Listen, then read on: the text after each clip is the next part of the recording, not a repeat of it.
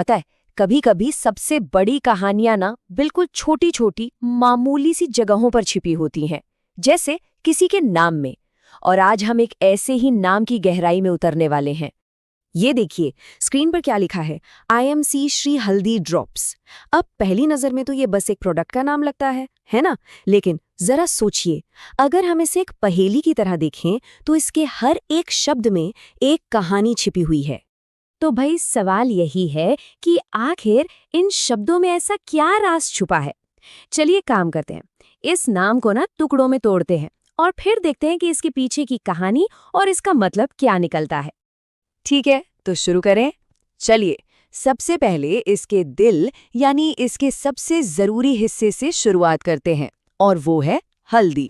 हल्दी, ये नाम तो हम सबने सुना है। ये असल में टर्मरिक का हिंदी नाम है और ये मिलती है एक पौधे की जड़ से, वही जड़ जो इसे इसका वो खास चमकीला पीला नारंगी रंग देती है। पर बात यह है कि ये सिर्फ एक मसाला नहीं है, अरे ये तो उससे कहीं ज्यादा है। इसको गोल्डन स्पाइस या सुनहरा मसाला भी कहते हैं। और क्यों कहते हैं, ये भी बड़ा दिलचस्प है। एक तो इसका वो वाइब्रेंट सुनहरा रंग, फिर इसमें एक एक्टिव कंपाउंड होता है करक्यूमिन।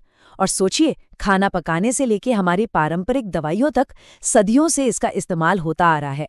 तो यही सब चीजें मिलकर इसे वो सुनहरा सार बनाती हैं जिसकी बात हम कर रहे थे। अच्छा, अब हल्दी से आगे बढ़ते हैं और नाम के दूसरे शब्द पर आते हैं, श्री। अब ये सिर्फ एक शब्द नहीं है, समझ लीजिए, ये एक बहुत गहरे सांस्कृतिक सम्मान का प्रतीक है। देखिए, श्री संस्कृत का एक शब्द है और इसका इस्तेमाल तब होता है जब किसी चीज या किसी इंसान को बहुत आदर, बहुत श्रद्धा देनी हो।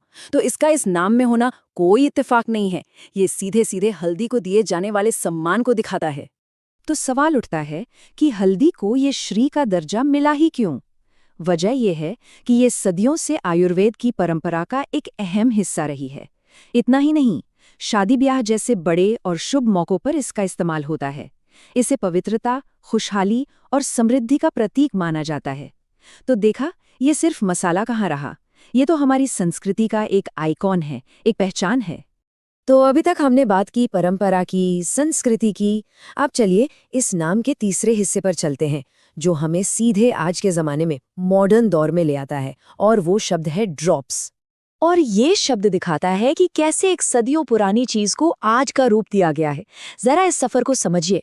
पहले थी कच्ची हल्दी की जड़, जिसे हजारों सालों से इस्तेमाल किया जा रहा था। फिर आई मॉडर्न टेक्नोलॉजी, जिससे इसके अंदर के जो एक्टिव कंपाउंड्स हैं जैसे करक्यूमिन, उन्हें अलग किया गया। और आखिर में उस सार को, उस एसेंस को एक आसान, सुविधाजनक लिक्विड फॉर्म यानी ड्रॉप्स में बदल दिया गया।